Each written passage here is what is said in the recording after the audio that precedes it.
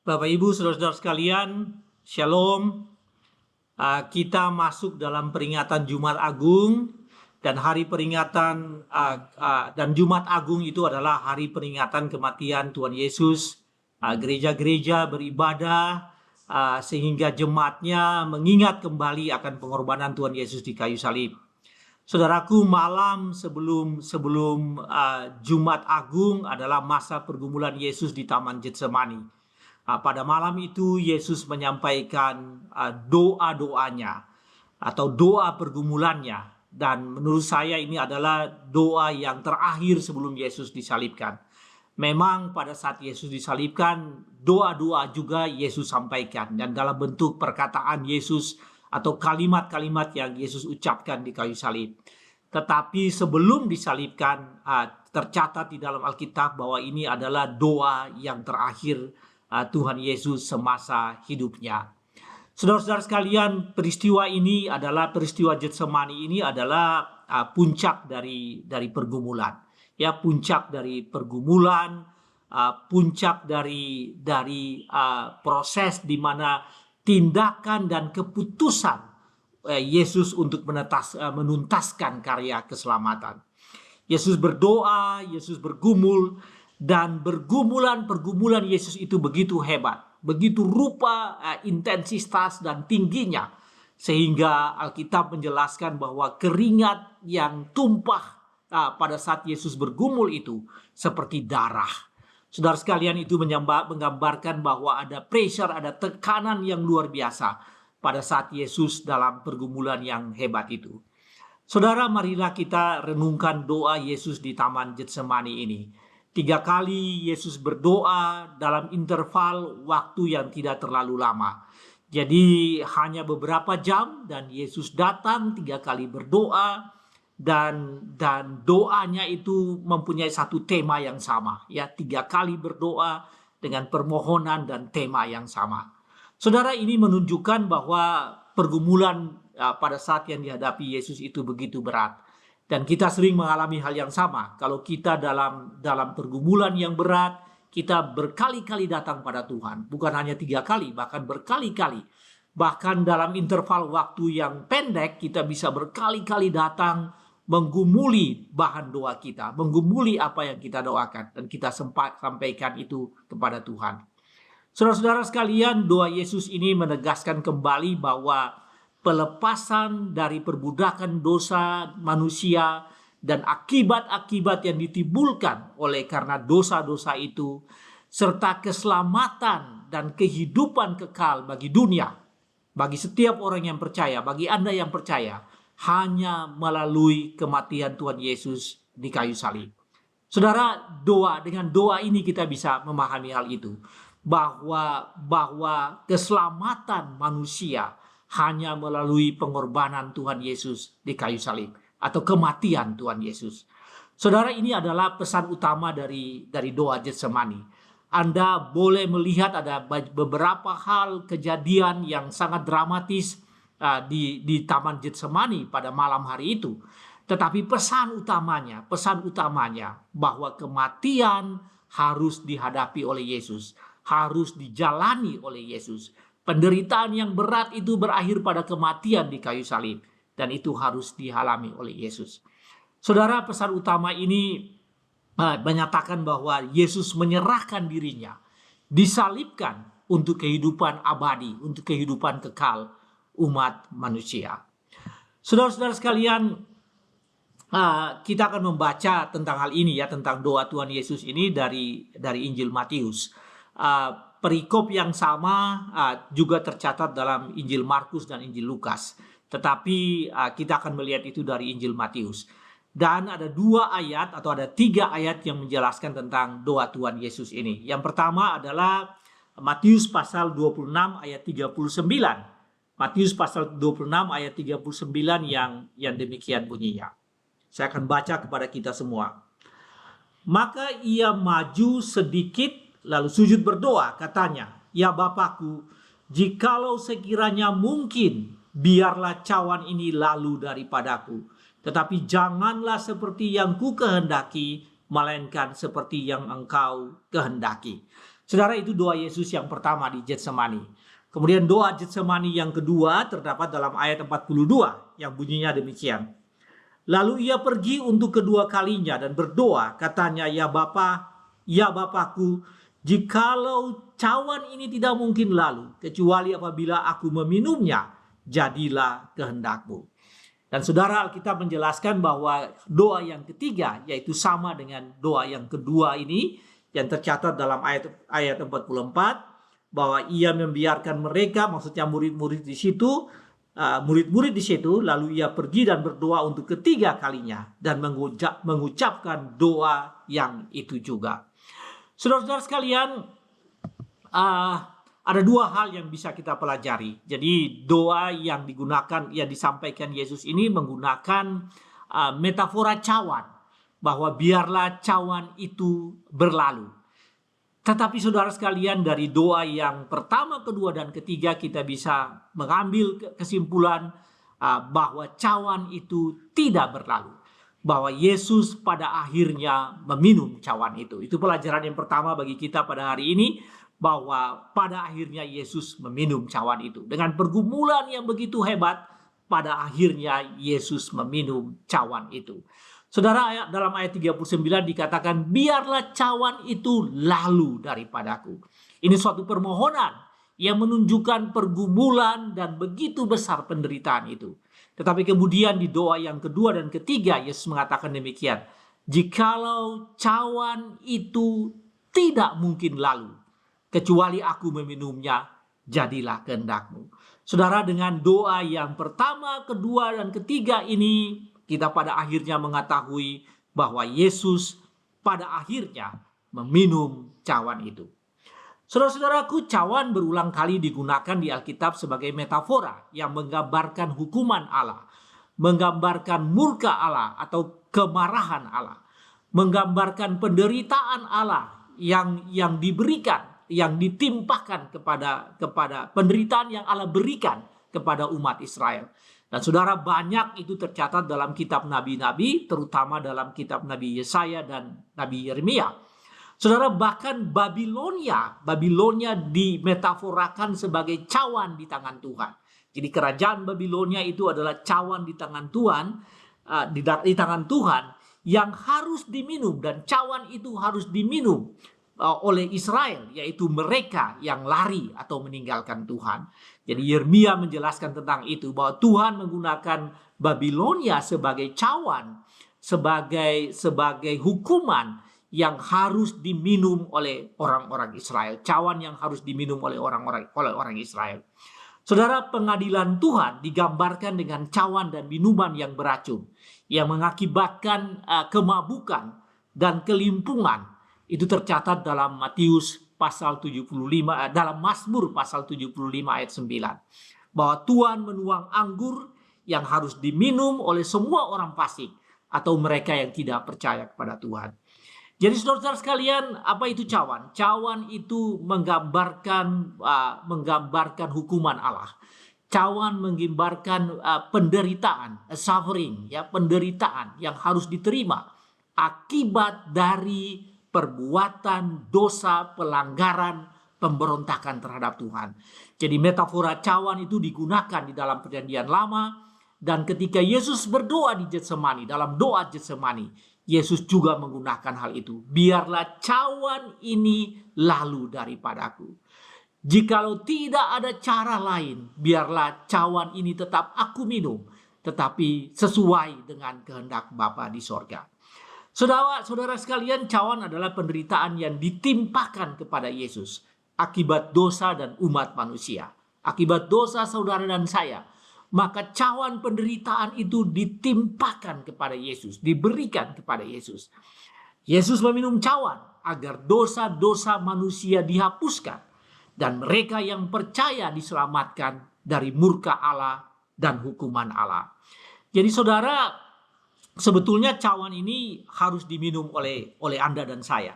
Tetapi karena Yesus telah meminumnya, maka cawan itu dibiarkan, maka penderitaan itu dibiarkan, dilepaskan dari setiap kita, dari setiap orang. dan cawan itu atau penderitaan itu ditanggung oleh Tuhan Yesus. Saudara, seorang teolog dan dosen teologi dari Afrika Selatan yang bernama Nerina Bosman. Nerina Bosman melakukan survei dan penelitian tentang metafora cawan di dalam Alkitab. Dan kemudian banyak yang Nerina Bosman ini menguraikan hal itu di dalam artikel ilmiahnya, ya, yang dimuat di dalam salah satu jurnal teologi. Tetapi kemudian tentang doa Getsemani, Nerina Bosman mengatakan bahwa metafora yang disebut di sini disebut dengan konseptual metafor, ya, konseptual metafor, yaitu meminum. Meminum itu adalah konseptual cawan, dan kemudian meminum adalah suatu konseptual metafor atau metafora konseptual, ya, yang bahwa ada kata meminum di sana dan yang berarti mau menderita. Jadi Nerina Bosman ingin menggambarkan suatu kegiatan yang aktif bahwa Yesus mau meminum. Pada akhirnya Yesus meminum itu, dan meminum itu adalah suatu proses, suatu proses yang menekankan bahwa Yesus mau menderita. Yesus siap menderita, Yesus mau menderita. Saudara, Bosman dalam artikelnya menguraikan panjang lebar tentang hal ini. Tetapi kesimpulannya bahwa metafora cawan yang ada dalam doa Getsemani itu adalah suatu proses, dan pada akhirnya Yesus memutuskan bahwa Yesus meminum cawan itu. Dia rela menderita, dia mau menderita, mengambil alih penderitaan itu dengan cara meminum cawan itu. Saudara, ini yang disebutkan dengan doa Getsemani, ya, disebutkan dalam doa Getsemani bahwa kecuali bila aku meminumnya, jadilah kehendakku. Yesus katakan pertama bahwa biarlah cawan ini berlalu, tetapi kemudian Yesus mengatakan kecuali bila aku meminumnya, jadilah kehendakmu. Saudara, meminum itu diwujudkan dengan apa? Diwujudkan atau direalisasikan dengan penyalibannya yang menjulang tinggi di Bukit Kalvari, sehingga dunia melihatnya, sehingga dunia mengetahuinya.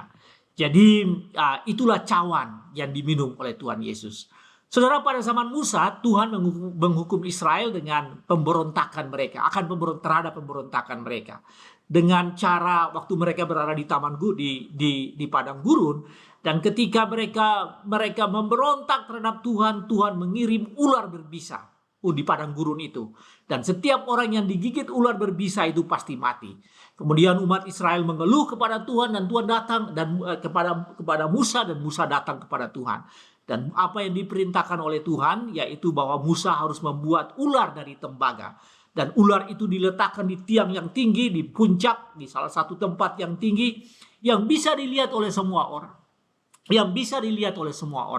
Dan ketika orang yang digigit ular, Israel yang digigit ular, melihat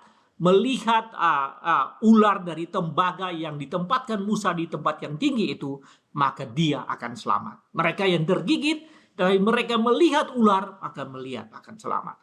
Maka mereka akan selamat. Saudara-saudara sekalian, cerita ini dirujuk oleh Tuhan Yesus ketika Yesus berbicara dengan Nikodemus di dalam Yohanes 3, ya. Kemudian di Yohanes 3 pasal ayat 14 dan 15, Yesus mengatakan begini, dan sama seperti Musa meninggikan ular di padang gurun, demikian juga anak manusia harus ditinggikan, ya. Sama seperti Musa meninggikan ular di padang gurun, dan setiap orang dan melihatnya akan diselamatkan, meskipun sudah digigit ular, sudah siap mati, tapi diselamatkan. Sama seperti Musa yang meninggikan ular itu, dan orang-orang Israel yang melihat ular itu, ya, patung ular atau ular dari tembaga itu. Demikian juga anak manusia harus ditinggikan, supaya setiap orang yang percaya kepadanya beroleh hidup yang kekal. Saudara, itu terambil di dalam Yohanes pasal 3 ayat 14 dan 15. Saudara, apa ini artinya bagi kita? Cawan yang diminum Yesus adalah dosa, kesalahan, dan pemberontakanmu. Pemberontakan kita, pemberontakan Anda terhadap Allah. Dia tertikam oleh karena pemberontakanmu. Dia diremukkan oleh karena kejahatanmu. Ganjaran yang mendatangkan keselamatan bagimu ditimpakan kepada Yesus. Cawan yang seharusnya Anda minum ditimpakan kepada Yesus. Dan dengan cara itu Anda diselamatkan. Sebab itu saudara sekalian, pelajaran pertama bagi kita, pesan pertama bagi Anda hari ini, yaitu Anda harus bersedia menerima Yesus. Percaya dan mengakui Dia sebagai juru selamat Anda yang sudah mati di salib dan menggantikan Anda. Seharusnya saudara dan sayalah yang harus terpaku di kayu salib. Tetapi Yesus mengambil alih hal itu. Ganjaran yang mendatangkan keselamatan bagi kita ditimpakan kepadanya. Cawan yang seharusnya kita minum diminum oleh Tuhan Yesus supaya kita diselamatkan, supaya Anda diselamatkan. Saudara, Anda harus mengakui dan berdoa demikian. Yesus anak Allah, aku percaya bahwa Engkau telah disalibkan untuk menggantikan hukuman yang seharusnya aku jalani. Aku percaya bahwa Engkau telah mati untuk menebus dosa-dosaku, kesalahanku, pemberontakanku. Saudara, itu pelajaran pertama pada hari ini. Cawan itu harusnya Anda minum. Cawan itu seharusnya saya dan Anda minum. Setiap orang harus meminum cawan itu. Setiap bangsa, suku bangsa harus meminum cawan itu. Tapi pada akhirnya Yesus meminum cawan itu. Dan itu adalah dalam rangka menyelamatkan setiap orang yang percaya kepada Yesus. Hari ini saudara sekalian, Anda berdoa dan mengakui bahwa Yesus telah mati di kayu salib, di Golgota, untuk keselamatan dosa-dosa Anda, dosa-dosamu. Saudara sekalian, hal yang kedua yaitu kalau yang pertama tadi Yesus pada akhirnya meminum cawan itu. Maka hal yang kedua bahwa meminum cawan itu adalah satu-satunya jalan. Meminum cawan itu adalah the only way. Tidak ada cara yang lain. Cara yang harus Yesus Allah yang sudah Allah skenariokan, yang Allah rancangkan dalam rangka untuk menyelamatkan isi dunia ini, yaitu meminum cawan itu. Kematian Yesus di Golgota. Saudara, saya ingin kita melihat ayat-ayat ini. Nah, dari doa tadi dikatakan demikian. Ya Bapakku, jikalau sekiranya mungkin. Nah, saya ingin menekankan pada frasa ini. Jikalau sekiranya mungkin. Jadi di dalam doanya yang pertama, doa Getsemani itu, Yesus mengatakan sekiranya mungkin. Ya, if it is possible. Ya, apabila memungkinkan. Ya, apabila memungkinkan. Itu doa Tuhan Yesus seperti itu. Tetapi pada doa yang kedua dan ketiga, Yesus berdoa demikian. Ya Bapakku, jikalau cawan ini tidak mungkin lalu. Saudara, kembali Yesus mengatakan itu. Tidak mungkin lalu. Kecuali apabila aku meminumnya, biarlah kehendak-Mu yang jadi. Saudara, di dalam Lukas hal yang serupa disampaikan. Ya, di dalam Injil Lukas dikatakan begini. Ya Bapakku, jikalau Engkau mau, ambillah cawan ini daripadaku. Apabila Engkau mau, Bapa, apabila Engkau mau, ambillah cawan ini daripadaku. Dan pada akhirnya saudara, itu bukan kehendak Yesus, tapi kehendak Allah bahwa Yesus harus meminum cawan itu. Di dalam Markus lain lagi saudara sekalian. Dalam Markus dikatakan begini, ya Aba, tidak ada yang mustahil bagimu. Ambillah cawan ini daripadaku. Tetapi janganlah apa yang aku kehendaki, melainkan apa yang Engkau kehendaki. Jadi kehendak Allah, cawan ini harus diminum oleh Yesus. Saudara, dengan kata lain apa? Bahwa tidak ada cara lain. Tidak ada solusi lain. Tidak ada alternatif lain. No other alternative. There is no plan B. Tidak ada plan alternatif. Tidak ada rencana alternatif. There's only one plan. There's only plan A, yaitu pengorbanan Yesus di salib. Tidak ada skenario lain dari Allah untuk menyelamatkan manusia. Golgota is the only way. Kematian di salib adalah satu-satunya cara. Kematian Tuhan Yesus di kayu salib, penderitaannya yang begitu hebat, yaitu adalah satu-satunya cara. Jalan itu yaitu apa? Yaitu anak domba Allah, anak domba Paskah itu harus mati di kayu salib. Saudara-saudara sekalian, doa Yesus ini menggambarkan hal itu. Doa Yesus itu menggambarkan apa? Bahwa tidak ada cara lain untuk keselamatan umat manusia. Tidak ada cara lain untuk masuk ke sorga. Tidak ada cara lain untuk hidup yang kekal. Apapun juga itu, tidak ada cara lain. Sehingga Yesus mengatakan, bila mungkin. Tetapi saudara, itu tidak ada kemungkinan untuk itu. There's no way. There's no other plan. There's no plan B. Only the only plan. Hanya satu-satunya rencana. Yaitu apa? Yesus mati di kayu salib. Saudara sekalian, Rasul Yohanes dalam kitab Wahyu, Rasul Yohanes menggambarkan hal ini dengan cara yang sangat dramatis. Sangat dramatis. Ya, dalam Yohanes pasal 5, Yesus menggambarkan bahwa tidak ada cara untuk manusia ini diselamatkan. Perbuatan baikmu, ya, ibadahmu, semuanya bukanlah cara untuk kamu diselamatkan. Dan Paskah ini ingin menekankan itu. Jumat Agung ini ingin menekankan itu. Bahwa tidak ada cara lain. There's no other way. Tidak ada cara lain untuk manusia berjumpa dengan Allah. Dan hidup kekal di dalam keselamatan abadi, dalam kehidupan abadi. Bersama Bapa di sorga. Bersama Bapa di dalam kerajaan sorga yang kekal. Tidak ada cara lain. Hanya melalui kematian Tuhan Yesus di kayu salib. Anda boleh mengatakan bahwa ada banyak cara lain, tetapi Alkitab mengatakan tidak ada cara lain selain Yesus mati di kayu salib. Yesus mengatakan, bila memungkinkan, apakah ada cara lain? Biarlah kehendakmu yang jadi, dan tidak ada cara lain. Yesus meminum cawan itu.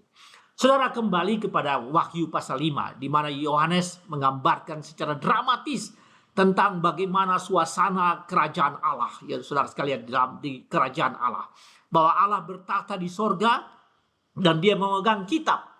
Allah memegang kitab yang ditulis sebelah dalam dan sebelah luarnya, dan dimeteraikan dengan 7 meterai yang sempurna, sehingga tidak bisa orang mengetahui isinya, tidak ada yang mengetahui isinya, dan Allah memegang itu. Dan di depannya tua-tua, orang-orang percaya semuanya berada di depan takhta di sorga itu. Dan Allah Bapa bertakhta duduk di atas tangga singgasananya di kerajaan sorga. Kemudian seorang malaikat berseru, siapakah yang layak membuka kitab itu dan meterai-meterainya? Siapakah yang layak membuka kitab itu dan melepaskan meterai-meterainya? Dan saudara, tetapi tidak seorang pun yang bisa membukanya. Di dalam Wahyu pasal 5 dikatakan tidak seorang pun yang bisa membukanya. Apakah dia yang berada di sorga, apakah dia tua-tua yang berada pada saat itu, siapapun dia yang ada di bumi ini, maupun mereka yang berada di bawah bumi ini, tidak ada satu makhluk pun yang bisa membuka kitab itu. Saudara, Yohanes mengatakan, lalu aku menangis karena tidak ada yang bisa membuka kitab itu. Lalu Yohanes mengatakan, aku menangis. Yohanes bersaksi dan mengatakan, aku menangis dengan sangat sedih karena tidak ada seorang pun yang bisa membuka kitab itu. Tetapi kemudian saudara sekalian, seorang dari tua-tua, seseorang dari orang-orang percaya yang berada di singgasana, yang berada di depan singgasana itu, mengatakan demikian, jangan engkau menangis, sesungguhnya singa dari Yehuda telah menang sehingga ia dapat membuka kitab itu. Sesungguhnya singa dari Yehuda telah menang, sesungguhnya Yesus telah menang sehingga dia bisa membuka kitab itu. Saudara, maka aku melihat, ya dalam Alkitab dikatakan, maka aku melihat di hadapan tahta itu seorang anak domba. Yohanes mengatakan bahwa aku melihat ada satu anak domba, ya, seanak domba seperti telah disembelih, menerima kitab itu dari dia yang duduk di atas tahta itu. Jadi saudara, tadi sebelumnya tua-tua itu mengatakan begini, bahwa yang bisa membuka kitab itu hanya singa dari Yehuda, the Lion of Judah. Singa dari Yehuda yang membuka kitab, yang bisa, keturunan Daud yang bisa membuka kitab itu. Kemudian tiba-tiba Yohanes mengatakan, aku melihat di hadapan tahta itu satu anak domba seperti yang telah disembelih, menerima kitab itu dari tangan dia yang duduk di atas tahta itu. Dan kemudian setelah dia menerima itu, para tua-tua itu semuanya tersungkur, bersujud dan memuji Tuhan. Karena hanya anak domba itu yang bisa membuka kitab itu. Saudaraku, saya ingin membaca bagaimana setelah anak domba itu datang dan menerima kitab itu. Terambil dari Wahyu pasal 5 ayat 9. Saudara, ayat 9 mengatakan begini, Dan mereka menyanyi suatu nyanyian baru katanya. Mereka ini adalah para tua-tua dan segala makhluk yang berada di suasana itu, yang berada di hadapan takhta kerajaan Allah itu. Mereka semua menyanyi. Mereka menyanyi suatu nyanyian baru katanya. Engkau layak menerima gulungan kitab itu dan membuka meterai-meterainya. Karena engkau telah disembelih dan dengan darahmu engkau telah membeli mereka bagi Allah dari tiap-tiap suku dan bahasa dan kaum dan bangsa. Saudara sekalian, itulah puji-pujian yang disampaikan bahwa karena anak domba Allah itu telah disembelih, maka dia adalah satu-satunya yang bisa membuka kitab dan menyatakan rahasia Allah itu. Saudara-saudara sekalian, apa ini artinya bagi kita? Saudara ini mengatakan bahwa tidak ada jalan lain. Tidak ada jalan lain untuk manusia mengalami hidup yang kekal selain percaya kepada Yesus, anak domba Allah yang telah disembelih, anak domba Allah yang mati di kayu salib. Saudara, bagi Anda dan murid-murid Yesus bagi Anda yang telah menjadi murid-murid Yesus, bagi Anda sebagai orang Kristen, bagi Anda sebagai seorang percaya, Anda harus bersyukur bahwa Anda dan tetaplah beriman pada Yesus dan jangan ragu atas iman dan percayamu. Bahwa benar keputusanmu, Anda menjadi orang yang percaya kepada Kristus. Karena dia adalah satu-satunya yang membawa Anda bertemu dengan Allah Bapa di sorga. Tetapi bagi Anda yang belum percaya, Anda masih punya kesempatan untuk menjadi orang percaya. Saudara yang selama ini memusuhi Kristus, tidak percaya kepada Kristus, mendengar tapi tidak percaya kepada Kristus, tidak sungguh-sungguh mengikuti Kristus. Hari ini Anda harus percaya. Anda harus masuk, Anda harus percaya agar Anda masuk dalam arak-arakan sebagai orang yang diselamatkan. Caranya apa? Percaya dan akuilah Yesus sebagai juru selamat pribadi Anda. Terima Yesus, jadilah orang yang percaya kepada Kristus agar supaya Anda menerima keselamatan itu. Karena di hadapan takhta Allah nanti tidak ada yang bisa menyelamatkan Anda selain anak domba Allah yang telah disembelih, selain Tuhan Yesus Kristus yang telah mati di kayu salib. Saudara-saudara sekalian, sebagai kesimpulan atau sebagai sesuatu yang bisa Anda bawa pada masa raya Paskah atau Jumat Agung ini, masuklah dalam hari raya Paskah ini sebagai momentum. Ya, gunakanlah masa raya Paskah ini sebagai momentum bagi Anda yang sudah percaya kepada Kristus untuk semakin dekat dengan juru selamatmu. Bangunlah persekutuan, tetap setia mengikuti juru selamatmu, ajaran-ajaran Yesus sebagai juru selamatmu. Tetapi bagi Anda juga punya kesempatan, Anda juga memiliki kesempatan untuk menyatakan kepada dunia bahwa percaya kepada Yesus adalah satu-satunya cara untuk Anda masuk agar mereka bisa masuk ke dalam kerajaan sorga. Percaya kepada Kristus adalah the only way supaya kamu bisa tiba dalam kerajaan sorga. Tidak ada cara lain, tidak ada kemungkinan lain. Hanya satu-satunya cara, yaitu percaya kepada Tuhan Yesus. Biarlah Paskah ini menjadi momentum bagi setiap orang percaya untuk melakukan hal itu. Semakin dekat dengan Tuhan dan semakin menjadi saksinya di tengah-tengah dunia ini. Tuhan Yesus berkati Anda semua. Amin.